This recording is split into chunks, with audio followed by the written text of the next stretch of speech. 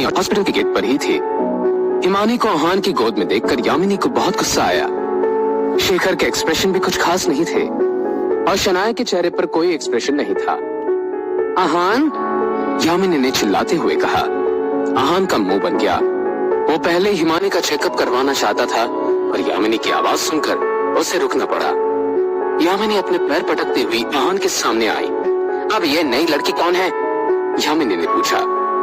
इसका नाम हिमानी है, आहान ने कहा।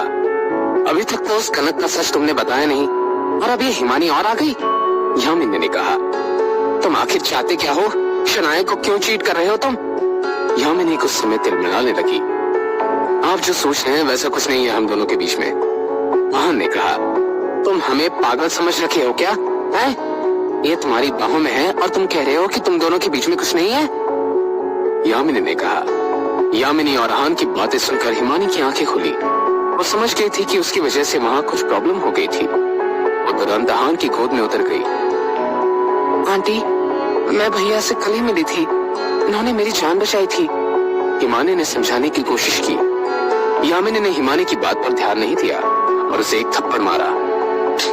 भैया, तुम इसे भैया बोल रही हो?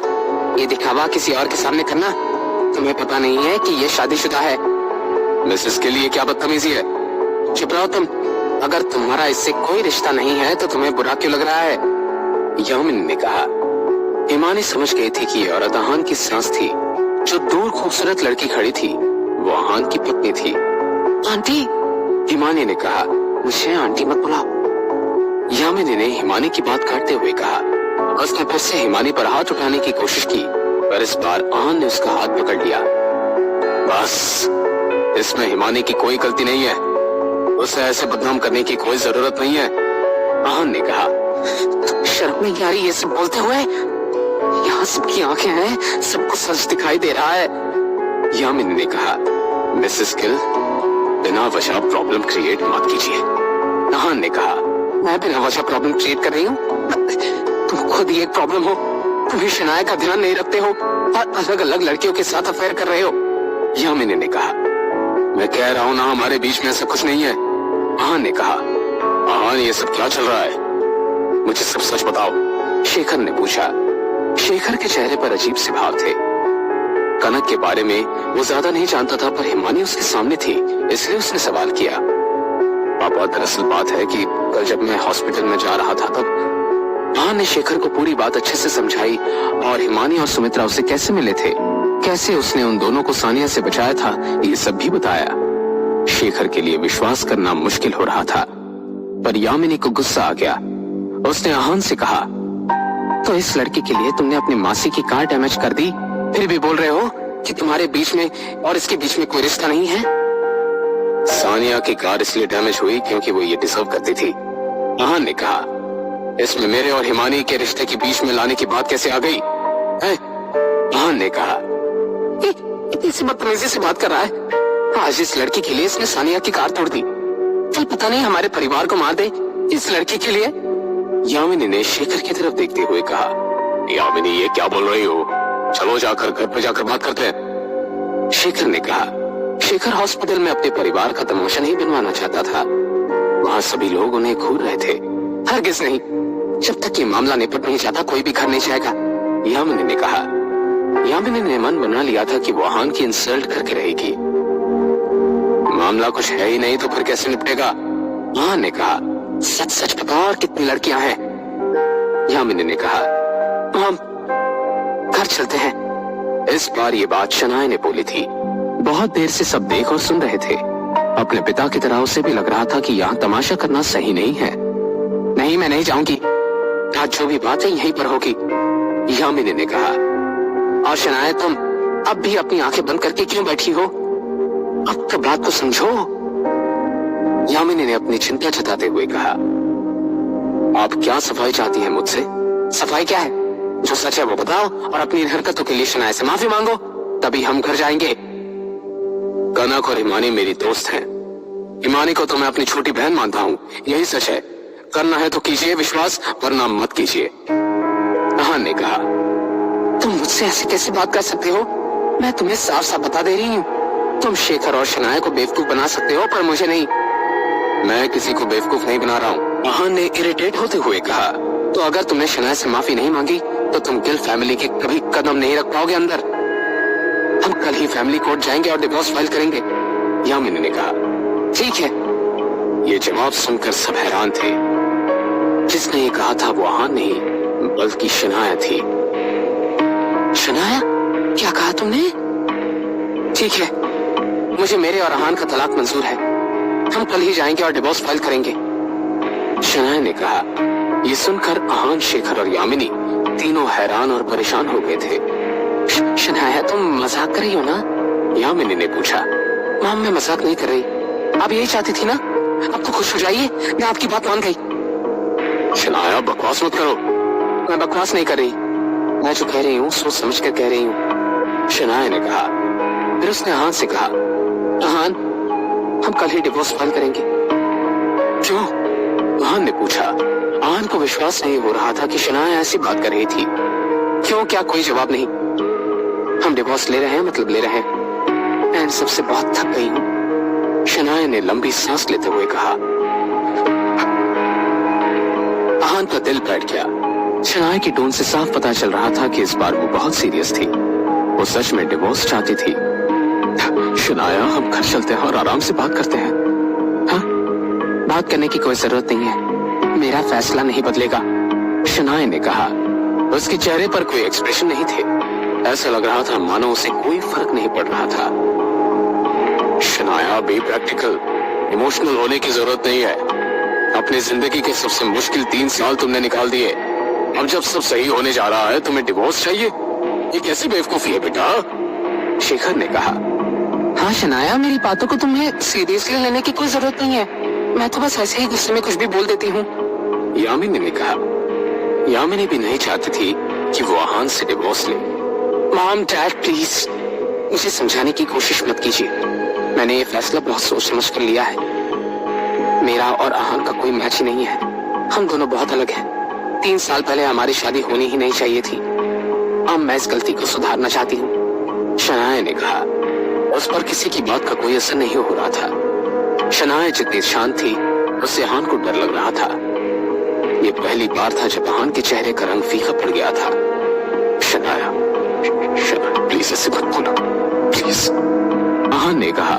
सॉरी आहान, मैं एक अच्छी पत्नी नहीं बन पाई, शनाया ने कहा। आंसू बिल्कुल उसकी आंखों में थे, इसलिए उसने किसी से नजर नहीं मिलाई और मुंह मोड़कर जाने लगी। शनाया बेटा रुको, शेखर ने रोका। यामिनी भी घबरा गई। मुझे देख क्या रहे हो? शनाया के पीछे जाओ, यामिनी ने कहा। भैया चाहिए उन्हें रोकिए, हिमानी ने कहा। हिमानी इतना घबरा गई थी कि उसकी आंखों में आंसू आ गए। उसका कोई फायदा नहीं होगा, शनाया नहीं मानेगी, आहान ने कहा। वो शनाया को अच्छे से जानता था, इसलिए उसे पता था कि शनाया ने ये फैसला किसी दबाव की वजह से ही लिया है। आहान, तुम सच में शनाया से डिवोर्स लेने के लिए तैयार हो? शेखर ने कहा। हाँ। सॉरी पापा, सॉरी, आहान ने कहा। शेखर अब इस मामले में कुछ नहीं बोल सकता था। जब दोनों ने फैसला ले ही लिया था तो फिर उसके बीच में कुछ बोलने की जरूरत ही नहीं थी और इससे कोई फर्क नहीं पड़ने वाला था। शनाया का फैसला कनक या हिमानी की वजह से नहीं था। उसका इतना बड़ा फैसला लेने का कारण बहुत बड़ा था। तुम किसी काम के नहीं हो। यामिनी 3 साल से चाहती थी कि दोनों में तलाक हो जाए, पर अब जब शनाया मान गई थी तब उसे अच्छा नहीं लग रहा था। तुम ये क्या बोल रही हो? सब कुछ तुम्हारी वजह से हुआ है। क्या तुम शनाया को उकसाती और न वो इतना बड़ा फैसला लेती? तुम अपनी बेटी का घर बर्बाद करना चाहती हो। पता नहीं कैसी माँ हो तुम। शेखर ने यामिनी पर अपना गुस्सा उतारा। इसमें मेरी क्या गलती है? हाँ, शनाया को चीट कर रहा था, उसने देख लिया और डिवोर्स करने का फैसला ले लिया, यामिनी ने कहा। अगर तुम बार बार डिवोर्स के बारे में नहीं बोलती तो वो ये फैसला कभी नहीं लेती, शेखर ने कहा। भैया आप प्लीज चाहिए उन्हें मनाइए, मैं उन्हें समझाती हूँ, पर आप प्लीज उन्हें जाने मत दीजिए, हिमानी ने कहा। सब मेरी वजह से हुआ है, मुझे आपकी मदद लेनी ही नहीं चाहिए थी। हिमानी रोने लगी। हिमानी तुम ज्यादा मत सोचो, इसमें तुम्हारी कोई गलती नहीं है बेटा, आहान ने कहा। गलती इसकी नहीं तुम्हारी है, तुम गलत हो, तुमने इसे सच नहीं बताया होगा। यामिनी फिर से आहान को कोसने लगी। आहान का इस वक्त दिल टूट चुका था। उसे यामिनी की बातों पर रिएक्ट करने का बिल्कुल मन नहीं था। वो इस वक्त सिर्फ शनाया के बारे में सोच रहा था। आहान ने सबको इग्नोर किया और वहां से जाने लगा। हिमानी उसके पीछे भागी और उसका हाथ पकड़ लिया। आहान भैया, सॉरी, सब मेरी वजह से हुआ है, काश मैं आपकी कोई मदद कर पाती। हिमानी, मैंने पहले भी कहा है कि तुम्हारी इसमें कोई गलती नहीं है। शनाया का मुझसे डिवोर्स देने का कारण कुछ और है, इसलिए तुम्हें फील करने की कोई जरूरत नहीं है बेटा। आहान ने कहा। पर हिमानी, मुझे अकेला छोड़ दो प्लीज। आहान ने कहा। हिमानी ने आहान की बात नहीं टाली और उसका हाथ छोड़ दिया। आहान फिर से चलने लगा। वो सड़क पर बिल्कुल एमलेसली चल रहा था। उसके दिमाग में सब कुछ एक मूवी की तरह फ्लैशबैक होने लगा। आहान ने जब शनाया को पहली बार देखा था तब वो खून में सना हुआ था। शेखर उसे अपने घर में लेकर आ गया था। यामिनी आहान की मदद नहीं करना चाहती थी और शनाया के बहुत समझाने के बाद वो मान गई। शनाया का काइंड नेचर ही उसे सबसे ज्यादा सबसे पहले पसंद आया। फिर कुछ वक्त बाद शेखर के कहने पर उनकी शादी भी हो गई थी।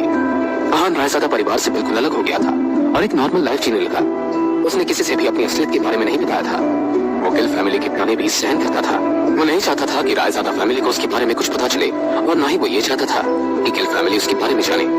वो चुपचाप मार्शल आर्ट प्रैक्टिस करने लगा ताकि वो एक एक्सपर्ट बन सके। सब उसे नीचा देखते थे और शनाया ही थी जो हर वक्त उसका साथ देती थी। आहान शनाया के लिए कुछ करना चाहता था। अगर उसकी जिंदगी में शनाया नहीं होती तो शायद वो बहुत पहले ही हार मान चुका होता। आज वो मार्शल आर्ट एक्सपर्ट सिर्फ शनाया की वजह से ही बना था। शनाया उसकी उम्मीद थी, वो शनाया का एहसानमंद था। वो और शनाया खूबसूरत जिंदगी जी सकते थे, पर उनके दुश्मनों की वजह से ऐसा होना नामुमकिन था। आहान इस वक्त बहुत उलझन में था। आहान पेड़ के नीचे आकर रुक गया। इस वक्त वहां एक गाड़ी आकर रुकी। कार से दो लंबी औरतें निकली और वो कार के सामने आकर खड़ी हो गई। कल्पना रायजादा, आहान ने कहा। अब आहान को सब कुछ समझ में आ रहा था। शनाया का फैसला कल्पना की वजह से ही था। क्या कल्पना से मिलने के बाद आहान शनाया के डिवोर्स लेने के फैसले को बदल पाएगा? जानने के लिए सुनते रहिए सीक्रेट अमीरजादा ओनली ऑन को देखकर कल्पना उसके पास आ गई। उनके चेहरे पर मुस्कान थी। उन्होंने आहान से पूछा, क्या बात है, तुम मुझे मॉम नहीं बुलाओगे? कल्पना रायजादा बुलाओगे? ये सब आपने किया है ना? आहान ने पूछा। आहान अब तक सोच रहा था कि शनाया अपने फैसले को लेकर इतनी पक्की क्यों थी और अब कल्पना को शिमला में देखकर उसे सब समझ आ रहा था। इतना तो उसे विश्वास था कि ये सब कनक और हिमानी की वजह से नहीं हुआ था। मैंने क्या किया? कल्पना ने चिढ़ाते हुए पूछा। आप शनाया से मिली थी ना? आहान ने अपना गुस्सा शांत करते हुए पूछा। हाँ, तो परसों ही शनाया से मिली थी। मैंने ही उसे तुम्हें डिवोर्स देने के लिए कहा था, कल्पना ने कहा। इस बार कल्पना ने ये बात नहीं छुपाई और आहान को सच बता दिया। आपने ऐसा क्यों किया? आहान ने गुस्से में पूछा। इस क्यों का मेरे पास कोई जवाब नहीं है, कल्पना ने कहा। मैं बस देखना चाहती थी कि वो लड़की तुमसे कितना प्यार करती है। मानना पड़ेगा, उसने मुझे डिसअपॉइंट नहीं किया, कल्पना ने मुस्कुराते हुए कहा। मिस कल्पना, मैं नहीं चाहता कि आप मेरे और शनाया के रिश्ते में दखल दें, आहान ने अपना गुस्सा शांत करते हुए कहा। अब तो मैंने दखल दे दी, अब तुम क्या कर लोगे? कल्पना ने रुखी आवाज में कहा। आहान ने कुछ नहीं कहा, वो बस अपना गुस्सा शांत करने की कोशिश कर रहा था। इतने सालों में कल्पना ने उसे और उसकी माँ को कोई तकलीफ नहीं पहुंचाई थी। जहाँ बाकी सब दोनों को बहुत परेशान करते थे, वही कल्पना उनका साथ देती थी, जबकि उन्हें उन दोनों से सबसे ज्यादा नफरत होनी चाहिए थी। इस वजह से आहान ने उनसे कभी भी नफरत नहीं की। दोनों का रिश्ता बहुत ही न्यूट्रल था, पर वो भी कल्पना रायजादा थी। उनके दिमाग में क्या चल रहा था वो कोई नहीं जानता था। जब आहान ने कुछ नहीं कहा तब कल्पना ने कहा, तुम दोनों एक दूसरे के लिए सही नहीं हो। आज नहीं तो कल शनाया तुम पर बोझ बन जाती। आपको उससे क्या लेना देना है? आहान ने कहा। पहले लेना देना नहीं था, पर अब है, कल्पना ने कहा। मतलब? मैं कुछ समझा नहीं, आहान ने कहा। जब तुम सब जानते हो तो फिर मुझसे क्यों पूछ रहे हो? तुम्हें अच्छे से पता है मैं यहाँ क्यों आई हूँ, कल्पना ने कहा। आहान इस बात से सोच में पड़ गया। उसे समझ नहीं आ रहा था कि कल्पना क्या कह रही है। मैं नहीं जानता, आहान ने कहा। मैं बात गोल नहीं घुमाऊंगी। तुम आलोक रायजादा से बदला लेने में मेरी मदद करो या शनाया को प्रोटेक्ट करूंगी। तुम्हें डील मंजूर है? कल्पना ने कहा। आप क्या बोल रही हैं? मुझे कुछ समझ में नहीं आ रहा है, आहान ने कहा। आहान श्योर नहीं था कि कल्पना उसके बारे में कुछ जानती थी या बस ऐसे ही हवा में तीर चलाया। आहान, तुम बाकियों से कुछ भी छुपा सकते हो पर मुझसे नहीं। मैं जानती हूँ कि 3 महीने पहले तुमने मार्शल आर्ट के सारे लेवल पार कर लिए हैं और अब तुम मार्शल आर्ट एक्सपर्ट हो। अगर सबको ये पता चल गया कि एक 26 साल का लड़का मार्शल आर्ट मास्टर है तो फिर क्या होगा? कल्पना ने मुस्कुराते हुए कहा। आहान का दिल बैठ गया। कल्पना आहान के बारे में सब जानती थी। उन्हें पता था कि आहान एक्सपर्ट कब बना था। इसका मतलब ये था कि उन्होंने कभी भी उस पर नजर रखना बंद नहीं किया था। पहले उसे लगा था कि सिर्फ आदित्य को ही उसके बारे में पता था और अब कल्पना भी जानती थी। देखो, मुझे ना तुम्हारा वक्त बर्बाद करना है ना ही मेरा। तुम जानते हो कि मेरे बेटे की मौत कैसे हुई थी। मैं बस इतना चाहती हूँ कि तुम उस आलोक रायजादा के परिवार को खत्म कर दो, कल्पना ने कहा। कल्पना की आंखों में आलोक के लिए नफरत साफ साफ नजर आ रही थी। आहान शांत था। वो नहीं जानता था कि ये बात कल्पना इतनी आसानी से बोल देगी। तुम मेरे लिए आलोक को संभालो, मैं शनाया को प्रोटेक्ट करूंगी, बस तुम उसके पूरे परिवार को खत्म कर दो, कल्पना ने कहा। कल्पना जानती थी कि आहान बेवकूफ नहीं है, वो उसकी बात जरूर समझेगा। आप अपना सब कुछ जानती हैं, तो आपको ये भी पता होगा कि आलोक रायजादा का मार्शल आर्ट की दुनिया में क्या स्टेटस है। आहान ने लंबी सांस लेते हुए कहा। इस वक्त आहान के पास कल्पना की बातों को सच मानने के अलावा और कोई ऑप्शन नहीं था। आलोक रायजादा इस वक्त मार्शल आर्ट में सबसे बड़ा नाम था। आहान ने यह तक सुना था कि वो बहुत जल्दी ग्रैंड मास्टर बनने वाला है। आलोक से ज्यादा पावरफुल और स्ट्रॉन्ग पूरी दुनिया में कोई नहीं था। क्या हुआ, तुम्हें खुद पर भरोसा नहीं है? कल्पना ने कहा। आहान ने कुछ नहीं कहा। बात सिर्फ ये नहीं थी कि उसमें आलोक को मारने का कॉन्फिडेंस है या नहीं, बात ये भी थी कि आलोक के साथ रायजादा परिवार था। वो आलोक को ऐसे ही मरते हुए तो नहीं देखने वाले थे। आलोक के साथ उसे पूरी रायजादा फैमिली से डील करने की ताकत चाहिए थी।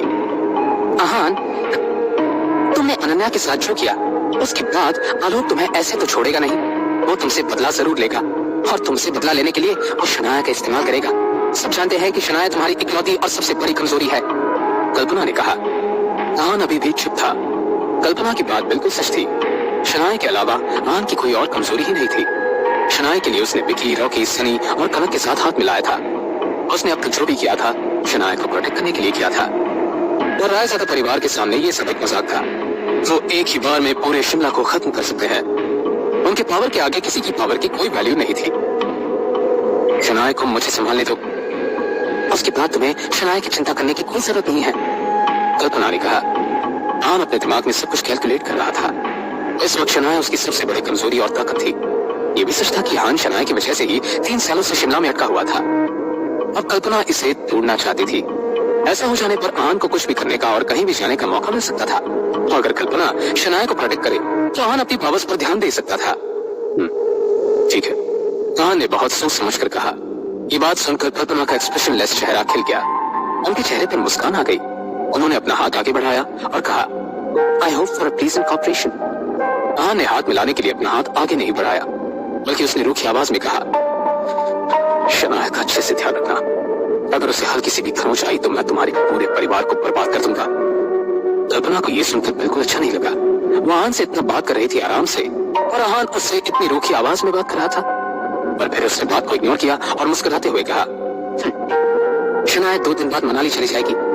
मनाली मेरा एरिया है, वहाँ उसका कोई बाल विवाह का नहीं कर पाएगा। तुम बिल्कुल चिंता मत करो। गुड, आहान ने कहा और बिना कुछ बोले वहाँ से चला गया। इस वक्त आहान और कल्पना एक दूसरे की जरूरत थे। उनका दुश्मन एक ही था, आलोक रायजादा। कल्पना को आहान की ताकत और स्किल्स पर भरोसा था, वहीं आहान को कल्पना की पावर पर भरोसा था। कल्पना अकेली आलोक से बदला नहीं ले सकती थी, और आहान के लिए अकेले शनाया को प्रोटेक्ट करना मुश्किल था। इस वक्त दोनों के पास एक दूसरे की मदद और एक दूसरे पर भरोसा करने के अलावा कोई ऑप्शन नहीं था। जब तक कल्पना शनाया के साथ थी, आहान को फिक्र करने की कोई जरूरत नहीं थी। वो अपना सारा ध्यान आलोक से इस डील में लगा सकता था, पर फिर भी आहान को संभल कर रहना था। कल्पना रायजादा के दिमाग कैसे चलता है ये कोई नहीं जानता था। आहान स्प्रिंग कॉर्पोरेशन पहुंचा। वहाँ उसके पास यामिनी का कॉल आया। कल सुबह 8 बजे फैमिली कोर्ट पहुंच जाना, अपना आईडी लेकर आना, हम तुम्हें वहीं मिलेंगे, यामिनी ने कहा। आहान ने उनकी बात सुनी पर कुछ भी जवाब दिए बगैर फोन रख दिया। वो अपने बेड पर लेटकर शनाया के साथ बिताए 3 साल के बारे में सोचने लगा। आहान को डिवोर्स के बारे में सोचकर बहुत बुरा लग रहा था। उसने कभी भी खुद को इतना कमजोर महसूस नहीं किया था। उधर शनाया भी अपने कमरे में रो रही थी। उसने आहान से डिवोर्स लेने का फैसला सिर्फ उसे प्रोटेक्ट करने के लिए किया था। अगर बात आहान की सेफ्टी की नहीं होती तो वो इसके लिए कभी नहीं मानती। दोनों की रात बहुत दर्द में गुजरी। सुबह आहान समय पर कोर्ट पहुंच गया। कोर्ट में लंबी लाइन थी। शनाया, शेखर और यामिनी आहान के गेट के पास इंतजार कर रहे थे। शनाया ने एक बहुत ही सुंदर ड्रेस पहना हुआ था, पर उसका चेहरा बहुत ही थका हुआ था। उसकी आंखें सूजी हुई थी और साफ पता चल रहा था कि वो रात भर सोई नहीं थी। शेखर भी बहुत उदास और थका हुआ लग रहा था। बस एक यामिनी थी जो खुश थी। जब उसने आहान को देखा तब उसने अपना हाथ उठाकर उसे अपने पास बुला लिया। उन्हें देखकर आहान ने एक गहरी सांस ली और चलने लगा। उसने शनाया को देखा जो अपना मुंह फेर कर खड़ी थी। तुम अपना आईडी कार्ड लाए हो? डिवोर्स फाइल करने के लिए प्रूफ चाहिए, यामिनी ने कहा। लाया, आहान ने जवाब दिया। चलो फिर अंदर चलते हैं, शेखर ने बहुत धीरे से कहा। वो जानता था कि अब कुछ नहीं हो सकता। उसने रात को शनाया को समझाने की कोशिश की थी और शनाया उसकी बात मानने के लिए तैयार नहीं थी। शेखर भी उसको इतना अड़ा हुआ देखकर हैरान था। डिवोर्स प्रोसेस में ज्यादा वक्त नहीं लगा, सारी फॉर्मेलिटीज जल्दी पूरी हो गई। आन ने सोचा कि वो डिवोर्स को कामली हैंडल कर लेगा, पर जब उसने डिवोर्स सर्टिफिकेट देखा तो उसका दिल जोर से धड़कने लगा। उसके शरीर में एक अजीब सी कंपन होने लगी। उसे ऐसा लग रहा था जैसे उसने कुछ बहुत कीमती खो दिया था। शनाया के चेहरे का भी रंग उड़ गया था, उसके नाजुक शरीर में जैसे जान ही नहीं बची थी। फाइनली डिवोर्स हो गया।